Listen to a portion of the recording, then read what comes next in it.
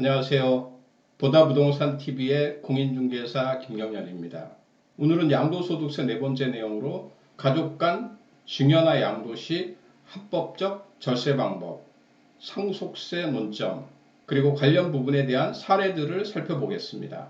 오늘 내용을 본격적으로 시작하기 전에 소득세법 시행령 개정으로 새 정부 출범일인 5월 10일에 맞춰 새로 적용되는 규정들을 확인하고 넘어가겠습니다.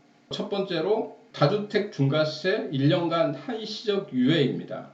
다주택자가 조정대상 지역 내에 있는 주택을 팔 때 중과세 적용으로 2주택의 경우 최대 71.5%, 3주택 이상의 경우에는 무려 최대 82.5%였는데요. 2023년 5월 9일까지 1년간은 일반 세율을 적용받습니다. 두 번째로 최종 1주택 규정이 폐지되었습니다. 2021년 1월 1일부터는 다주택자가 주택을 팔 때 최종 1주택을 비과세를 받기 위해서는 직전 주택 양도일로부터 2년을 보유해야 비과세를 받을 수 있었는데, 직전 주택 규정이 삭제되면서 앞으로는 최종 1주택은 아무 때나 2년만 보유하면 비과세를 받을 수 있습니다. 세 번째로 조정대상 지역에서 일시적으로 2주택을 중복 보유할 수 있는 기간이 2019년 12월 17일부터 1년이었던 것을 2년으로 조정했고 전입 의무도 없앴습니다. 앞에서는 소득세법 시행령 개정에 대해서 알아봤습니다. 지금부터는 오늘의 내용을 알아보겠습니다. 증여와 양도를 구별할 수 있으면 좋은데요. 증여와 상속은 대가 없이 이전하는 무상이전입니다. 반대로 양도의 경우에는 대가를 지급하고 이전을 받는 유상이전입니다. 증여를 받게 되면 수증자에게 증여세가 발생합니다. 가족 간 증여에서 유의점은 배우자 등 이월과세 문제입니다. 양도를 하면 양도자에게 양도세가 발생합니다. 가족 간 양도에서 유의점은 저가 양도로 인한 부당행위 계산 부인 문제입니다. 상속은 증여와 달리 피상속인, 즉 돌아가신 분이 남긴 유산 총액이 곧바로 세율 구간이 됩니다. 증여의 경우에는 증여자별로 수증자별로 세율이 적용됩니다. 이번 내용은 가족 간 증여 시 유의점과 절세 방법에 대해서 알아보겠습니다. 가족 간 증여 시의 유의점은 배우자 등 이월과세입니다. 이 부분을 그림을 통해서 살펴보겠습니다.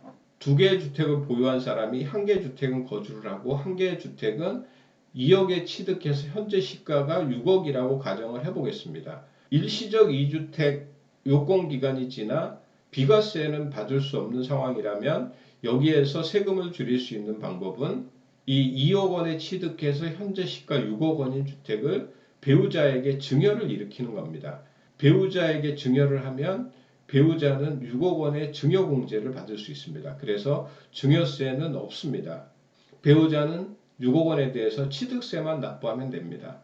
무상이전인 증여의 경우에는 취득세 과표가 현재 시세가 아닌 기준시가로 적용된다는 부분도 알고 계시면 좋겠습니다. 하지만 2023년도부터 증여 취득 시 취득세 과표가 기준시가에서 시세로 바뀐다는 부분도 알고 계시면 좋겠습니다. 다시 증여로 돌아와서 이야기를 이어가겠습니다. 증여를 받고 증여 신고를 하면 증여받은 금액이 이 해당 주택을 양도할 때 취득가액이 됩니다. 이 해당 주택을 5년 후에 10억 원에 양도를 했다고 가정을 해보면 양도 차익이 4억 원이 발생했기 때문에 4억 원에 대한 양도세가 발생하게 됩니다. 하지만 여기에서 한 가지 주의점이 나오는데요. 가족에게 증여를 받고 5년 내에 양도를 하게 되면 취득가액이 변하게 됩니다. 취득가액이 최초 취득가액으로 변하기 때문에 주의하셔야 됩니다. 이 내용이 바로 배우자 등 이월과세입니다. 그래서 증여를 받은 경우에는 5년이 지나서 양도를 하는 것이 세금을 줄일 수 있는 방법입니다.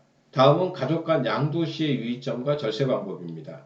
가족 간 양도 시 주의점은 저가 양도 시 부당행위 계산 부인이 적용된다는 것입니다. 그림을 통해서 살펴보겠습니다. 시가 10억 원짜리를 자녀가 전세 6억 원을 안고 매매를 하게 되는 경우를 가정해 보면 여기에서 자녀가 전세 6억 원을 안고 부모님께 현금 1억 원만 지급해도 문제가 없을까요? 이 부분은 부당행위 계산 부분을 확인해야 합니다. 상증법상 부당행위 계산은 시가에서 대가를 차감하고 시가로 나눈 비율이 30% 또는 3억 원보다 커야 합니다. 이보다 작을 경우에는 양도세 문제가 발생됩니다. 소득세법상 부당이익 계산은 조금 다른데요. 소득세법상 부당이익 계산은 시가에서 대가를 차감하고 시가로 나눈 비율이 5% 또는 3억 원보다 크거나 같아야 합니다. 만약 이 부당이익 계산에 미치지 못하면 바로 부당이익 계산 부인을 적용받습니다. 이 부당이익 계산 부인은 저가 양도 시에 시가를 적용한다는 것입니다. 그래서 7억 원이 아닌 10억 원이 양도 금액이 되는 것입니다. 만약 여기에서 부모님이 비과세를 받을 수 있는 상태라면 부당이익 계산이 적용돼서 시가를 적용받더라도 부모님은 양도세 부담이 없습니다. 그래서 자녀는 현금 1억 원만 주고 10억 원짜리 주택을 가져올 수 있는 것입니다. 부모님이 다주택을 소유하고 계셔서 만약 양도세, 중과세를 적용받는다면 이 형태가 꼭 유리하다고 보기는 어렵습니다. 하지만 2023년 5월 9일까지는 다주택 중과세가 유예가 되기 때문에 부담부 증여나 가족 간 양도는 중과세가 유예가 되는 지금이 기회라고 말씀드릴 수 있습니다. 이번에는 앞에서 살펴본 내용들의 논점을 다시 한번 확인하겠습니다. 가족 간 증여 시에는 배우자 등 이월가세에 주의해야 된다고 말씀을 드렸는데요. 다주택으로 일시적 2주택 등 비과세를 적용받기 어려운 상태라면 가족 간의 증여를 일으켜서 증여공제 등을 이용해서 양도세를 줄일 수 있습니다. 하지만 증여를 받고 5년 내에 양도할 경우에는 취득가액이 달라지기 때문에 그 부분에 대해서 유의하셔야겠습니다. 두 번째로 양도 시의 주의점은 저가 양도로 인한 부당이익 계산 부인이 적용된다는 부분인데요. 가족 간 증여나 양도 시에는 세무조사, 즉 자금출처 조사에 대비해야 되는데요. 전세금 등 채무를 제외한 나머지 매매대금은 반드시 이체 내역이 있어야 됩니다. 이체 기록이 없을 때는 증여로 간주되는 경우가 대부분입니다. 두 번째로는 양도시의 시가를 판단하는 기준을 알아야 합니다. 양도시 시가를 판단하는 기준은 양도일 전후로 3개월 동안에 대상 주택과 동일한 단지에 있고 전용 면적 차이가 5% 이내이고 기준 시가가 5% 이내인 유사 매매 사례가가 시가가 됩니다. 유사 매매 사례가가 여러 개일 경우에는 가까운 날에 시가를 적용합니다. 세법에서 날짜가 2개 이상이면 가까운 날, 세율이 2개 이상이면 높은 세율을 적용합니다. 세 번째로 가족 간 양도는 매매로 추정합니다. 대가를 지급한 부분이 증명이 돼야 양도로 봅니다. 그래서 가족 간 매매 시에는 부당이익 계산이 적용되지만 가족 간 증여를 받을 때는 시가를 의무 적용합니다. 그래서 증여를 받은 경우에 시가로 증여세 신고를 하지 않으면 가산세 등이 추징될 수 있기 때문에 그 부분에 주의하셔야 됩니다. 이 부분을 예를 들어 보면 10억 원짜리 주택을 가족 간의 매매로 양도할 때는 상증법상 부당이익 계산과 소득세법상 부당이익 계산이 적용되지만 10억 원짜리를 증여를 할 경우에는 이 부당이익 계산이 적용되지 않고 시가를 적용하기 때문에 10억 원짜리를 만약 8억 원에 증여 신고를 한다면 그 차액 2억 원에 대해서 증여세와 가산세가 추징될 수 있다는 것입니다. 이번 내용은 증여세 계산 방법과 유의점입니다. 증여세는 분산할수록 작아집니다. 이 부분은 뒤에서 다시 사례를 통해서 설명드리겠습니다. 증여는 빠를수록 좋습니다. 증여 공제 등은 10년이 지나면 다시 리셋됩니다. 빨리 증여를 하면 10년 후, 또 그 다음 10년 후에 다시 증여를 하고 낮은 세율을 적용받을 수 있습니다. 그리고 부담부 증여 등 증여는 다주택 중과세 유예 기간을 활용하시는 것이 좋습니다. 다주택 중과세가 유예될 때 증여나 부담부 증여 또 가족 간 양도를 할 때 세금을 줄일 수 있습니다. 그리고 증여에서 아셔야 될 부분은 자녀가 증여를 받을 때 어머니와 아버지는 동일인으로 봅니다. 10년 내 동일인으로부터 증여받은 금액은 그 증여가액이 합산돼서 증여세가 과세됩니다. 다섯 번째로 거주자는 국내의 재산에 대해서 증여세를 부담하게 됩니다. 하지만 비거주자는 국내의 재산에 대해서만 증여세를 부담합니다. 이 비거주자에서 논점은 비거주자는 증여자와 증여세 연대 납세 의무가 있습니다. 그래서 비거주자의 경우에는 증여자가 증여세를 납부할 수 있습니다. 하지만 비거주자의 경우에는 자녀의 경우 5천만 원의 증여공제를 받을 수 있는데 이 부분은 적용되지 않습니다. 여섯 번째로 증여세 신고 납부는 증여일이 속한 달의 말일부터 3개월 내에 신고 납부하셔야 됩니다. 납부해야 될 세금이 많을 때는 증여의 경우에는 6년 동안, 상속의 경우에는 10년 동안 분할 납부가 가능합니다. 그래서 시가나 감정평가를 통해서 증여세 신고나 상속세 신고를 한 경우에는 해당 부동산에 담보대출을 받아서 납부를 할 수 있게 됩니다. 여기에서 한 가지 주의해야 될 점은 기준시가로 상속세나 증여세 신고가 된 경우에는 만약 은행에 해당 부동산에 담보대출을 신청한 경우에는 은행에서 감정평가를 실시해서 담보대출을 해주기 때문에 그 기준시가와 감정평가 차액에 대해서 증여세나 상속세 그리고 가산세가 추징될 수 있기 때문에 이 부분은 매우 주의하셔야 될 부분입니다. 이번에는 많은 분들이 궁금해하시는 증여재산 공제액과 증여세율, 상속세율에 대해서 알아보겠습니다. 이 증여재산 공제의 경우에는 아래 기준금액이 10년 동안 합산돼서 받을 수 있는 금액입니다. 이 증여나 상속을 받을 때 시가가 확인되지 않는 경우에는 감정평가를 이용하는 것이 좋은데요. 이 감정평가 받은 비용은 500만 원까지 공제받을 수 있습니다. 증여나 상속을 받을 때 시가나 감정평가를 통해서 증여세 신고나 상속세 신고를 하는 것이 유리합니다. 왜냐하면 증여받은 가액, 상속받은 가액이 해당 부동산을 양도할 때 취득가액이 되기 때문입니다. 그래야 양도세를 줄일 수 있습니다. 증여재산공제액은 배우자의 경우에는 6억까지 받을 수 있습니다. 직계 좀비속은 5천만 원까지 받을 수 있는데요. 미성년자의 경우에는 2천만 원까지 공제받을 수 있습니다. 성년이 된 후에 추가로 3천만 원을 공제받을 수 있습니다. 6천 이내 혈족이나 4천 이내 인척은 1천만 원까지 공제받을 수 있습니다. 며느리나 사이도 1천만 원까지 공제받을 수 있습니다. 다음은 증여세와 상속세 세율을 알아보겠습니다. 증여세와 상속세 세율은 동일합니다. 상속세와 증여세는 5단계 누진세율입니다. 5개 단계가 있고 첫 번째 단계는 1억 원 이하가 10%, 이 앞에 붙어 있는 1천만 원, 9천만 원, 2억 이런 숫자들은 앞에 구간들에 대한 세액입니다. 뒤에 보시면 가세표준에서 앞에 구간 걸 빼고 20%가 적용되기 때문에 내용을 보시면 이해하실 수 있으실 겁니다. 이번 순서는 상속과 증여재산 평가 공통원칙에 대해서 알아보겠습니다. 상속과 증여는 상속세 및 증여세법에서 규정하고 있습니다. 보통 상증법이라고 하는데요. 상증법에서는 상증법상 평가액을 시가로 의무 적용하고 있습니다. 그 시가 판단 기준은 총 4가지가 있습니다. 첫 번째로는 평가 기준 기간 안에 대상 주택이 거래가 이루어진 경우라면 그 대상 주택 가액을 시가로 사용합니다.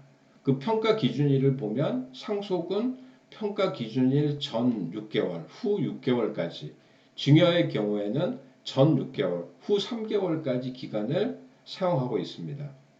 만약 대상 주택이 그 기간 안에 거래가 이루어진 경우가 없다면 유사매매 사례 가격을 두 번째로 시가로 사용합니다. 그 유사매매 사례 가격도 방금 말씀드린 그 평가 기간을 원칙으로 하고 있고, 유사매매 사례가 그 기준 기간 안에 거래가 이루어지지 않았다면 납세 의무자 또는 지방국세청장 또는 관할 세무서장이 신청한 경우에는 평가심의위원회의 심의를 거쳐 그 기간 안에 거래가 이루어진 경우를 시가로 사용할 수 있습니다. 평가 기준 세 번째는 그 기준 기간 안에도 거래가 이루어진 경우가 없다면 감정평가를 받아 그 평가 금액을 시가로 사용합니다. 감정평가의 경우에는 2개 이상의 감정평가 기간에 감정평가액을 평균해서 그 금액을 시가로 사용합니다.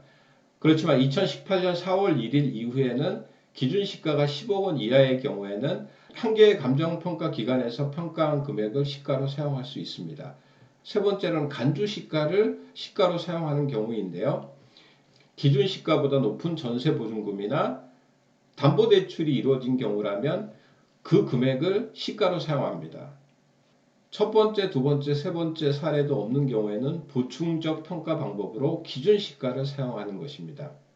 그리고 상속과 증여에서 공통적으로 감정평가를 이용하는 경우에 감정평가 수수료는 500만 원까지 공제가 가능합니다.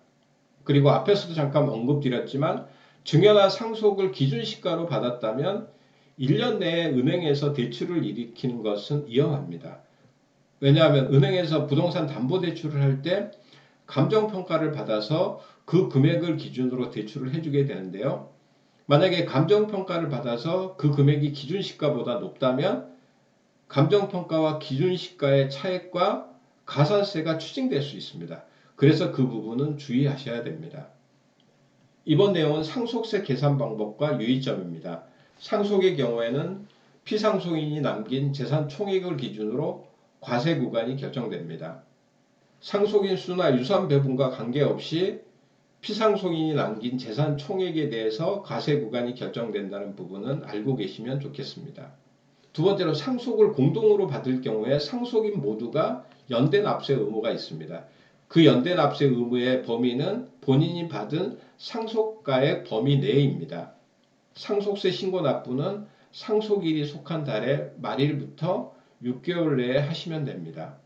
상속재산을 평가할 때 추정상속재산이라는 것이 있는데요. 상속가액을 평가할 때 추정상속재산은 상속가액에 포함됩니다. 그 추정상속재산의 범위는 용도가 명확하지 않은 1년 내 2억 이상, 2년 내 5억 이상의 현금 인출이나 용도가 명확하지 않은 피상속인의 현금 흐름 등을 말합니다. 상속 개시일부터 2년 전까지의 이런 현금 흐름은 상속인이 입증을 해야 추정상속재산에서 제외될 수 있습니다.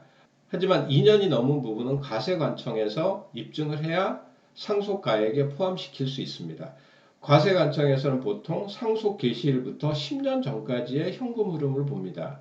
상속인 전체의 전수조사를 하게 되고 상속인 전체의 금융거래 내역을 확인해서 조사를 하게 됩니다. 그래서 만약 증여신고가 되지 않는 증여 등이 발견되면 그 부분에 대해서 추징을 하게 됩니다. 그리고 상속인에게는 상속 개시일부터 10년 전까지, 상속인이 아닌 자에게는 5년 전까지 증여한 부분은 상속재산에 포함합니다. 여기에서 상속인은 1순위 상속자인 배우자와 자녀를 말하는 것입니다. 상속인이 아닌 자는 2순위 상속자인 손자녀도 포함됩니다. 그래서 분할 증여를 빨리 하게 되면 상속세를 줄일 수 있습니다. 그리고 다섯 번째로 상속공제는 배우자와 자녀가 있는 경우에는 10억까지 상속공제가 가능합니다. 자녀가 6명 이상이라면 10억 이상의 상속공제도 가능합니다. 상속신고를 통해서 양도세를 줄일 수 있는 길은 상속재산 총액이 10억 원 이하라면 상속공제액이 10억 원이기 때문에 신고를 하지 않더라도 문제가 되진 않지만 상속받은 부동산을 나중에 양도를 하는 경우라면 상속세를 시가나 감정평가를 통해서 상속세 신고를 할 경우에는 그 금액이 취득가액이 되기 때문에 나중에 양도할 경우에 양도세를 줄일 수 있습니다. 그래서 상속세 신고를 하시는 것이 유리합니다. 그리고 여섯 번째로 피상속인이 1세대 1주택이고 10년 이상 거주한 성년 자녀가 무주택인 경우에 추가로 상속공제를 6억 원까지 더 받을 수 있습니다. 하지만 전제 조건은 그 자녀가 상속을 받아야 가능합니다. 지금부터는 5가지 정도의 사례를 통해 논점을 확인해 보겠습니다. 임야를 분할 증여하는 경우의 사례입니다. 임야의 경우에는 제촌 요건을 갖춰야 사업용 토지로 인정받아 10% 중과세를 면할 수 있습니다. 임야의 제촌 요건으로는 첫 번째로 총 보유기간 중 60% 이상, 두 번째로 5년 중 3년 이상, 세 번째로 3년 중 2년 이상을 임야가 속한 시군구나 연접한 시군구에 거주하거나 또는 직선거리가 30% 이내에 거주해야 제촌 요건이 충족됩니다. 이 제촌 요건이 충족돼야 사업용 토지로 인정받아 중과세를 피할 수 있습니다. 보유하고 있는 토지나 임야 등을 분할 증여할 경우에 증여세를 줄일 수 있는데요. 첫 번째로 아들에게만 증여할 경우에 증여액을 10억 원이라고 가정한다면 아들의 경우에는 증여공제를 5천만 원을 받을 수 있습니다. 그래서 과표가 9억 5천만 원이 되고 세율 구간은 30%로서 증여세액이 2억 2,500만 원이 됩니다. 두 번째로 이 10억 원을 아들과 며느리에게 공동 증여할 경우에 세금이 어떻게 달라지는지 보겠습니다. 아들에게 50% 5억 원을 증여하고 며느리에게 50%인 5억 원을 증여했었을 때 아들은 5천만 원이 증여공제가 됩니다. 며느리는 1천만 원까지 증여공제가 됩니다.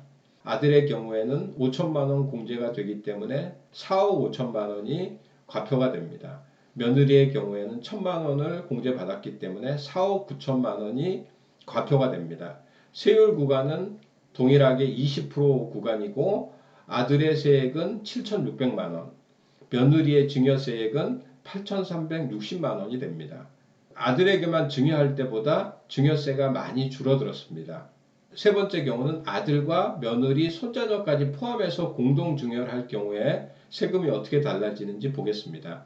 아들에게 5억 원, 며느리에게 3억 원, 손자녀에게 2억 원을 증여할 경우에 증여공제액은 아들과 손자녀는 5천만 원씩 증여공제를 받을 수 있고 며느리는 1천만 원까지 증여공제를 받을 수 있습니다. 그래서 과표가 아들의 경우에는 4억 5천, 20% 구간으로 7,600만 원 동일하고요.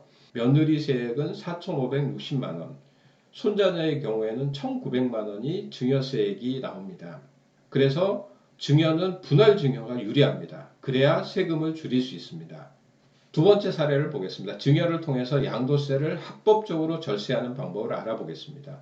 사례를 보시면 2003년에 토지를 3억 원에 매수해서 현재 양도를 고민 중에 있고 현재 시세는 20억 원가량입니다. 이 토지를 타인에게 양도를 할 경우에는 양도세는 약 6억 원 정도가 됩니다. 이 토지를 가족 간 분할 증여를 할 경우에 세율이 어떻게 달라지는지 보겠습니다. 이 토지 증여가액은 감정평가를 받아서 20억으로 평가를 받았습니다. 이 20억 중에서 10억 원은 배우자에게 증여합니다. 배우자 증여공제액은 6억 원입니다. 배우자가 납부해야 될 증여세는 6,650만 원입니다. 그리고 4분의 1인 5억 원을 자녀 C에게 증여를 할 경우에 증여공제액은 5천만 원이고 증여세는 7,600만 원이 됩니다. 자녀 D에게도 마찬가지로 5억 원의 증여를 하고 5천만 원 공제를 받아서 증여세가 7,600만 원이 나옵니다. 그래서 총 증여세를 합하면 2억 1,850만 원입니다. 양도시와 분할 증여를 할 때 세금이 얼마나 줄어드는지를 확인이 가능하실 겁니다. 하지만 가족 간의 증여를 받을 경우에는 5년 후에 양도를 해야 그 증여가액이 취득가액이 돼서 양도세를 줄일 수 있습니다. 이 부분은 특히 주의하셔야 될 부분입니다. 다음은 세 번째 사례로 부담부 증여를 통해서 절세하는 방법입니다. 현재 시세가 10억 원인 주택을 전세 6억 원을 끼고 아들이 부담부 증여를 받을 경우에는 증여가액은 4억 원이 됩니다. 그래서 아들은 4억 원에 대해서만 증여세를 납부하면 됩니다.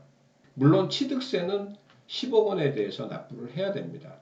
그리고 아버지의 경우에는 채무 6억 원을 양도로 보기 때문에 그 6억 원에 대한 양도세를 납부해야 됩니다. 부담부 증여를 하기 위해서는 요건이 필요한데요.